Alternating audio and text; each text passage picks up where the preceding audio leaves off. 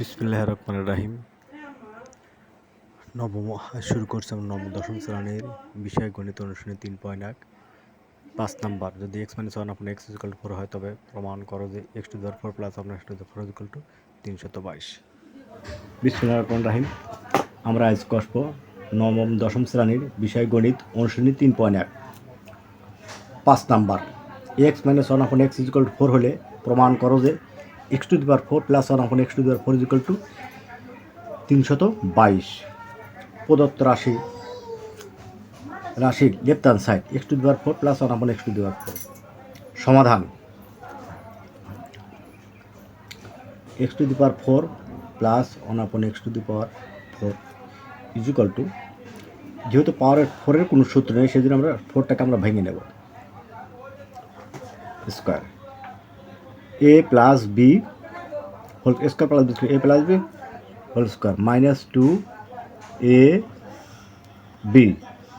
এখন এই x² আর আপন x² সূত্র কেটে দিলে কী হবে, এইটা আবার যেহেতু আমার মান দেওয়া আছে x - 1 আপন x, সেই ক্ষেত্রে আমাকে এইটা আবার সূত্র তৈরি করতে হবে।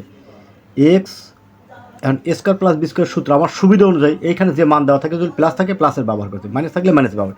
যেহেতু আমার এখানে মাইনাস আছে সেই ক্ষেত্রে আমরা x² প্লাস 1 আপন x² সূত্রটা মাইনাস হিসেবে ব্যবহার করবো। 1 আপন x-এর উপরে হোল স্কোয়ার প্লাস, যদি ভিতরে মাইনাস হয় বাইরে কী হবে, প্লাস হবে 2ab whole square minus 2 x কেটে গেল। আর এটিকার মান আমাদের কত আছে 4 উপর স্কোয়ার প্লাস 2 উপরে whole square minus 2 equal to 4 4 16 plus 2 উপরে হোল স্কোয়ার মাইনাস 2।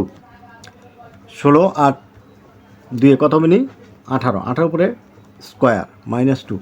18কে 18 দিয়ে গুণ করলে হবে লিখে 324 মাইনাস 2 সমান 322 equal to right hand side. Proof. ধন্যবাদ।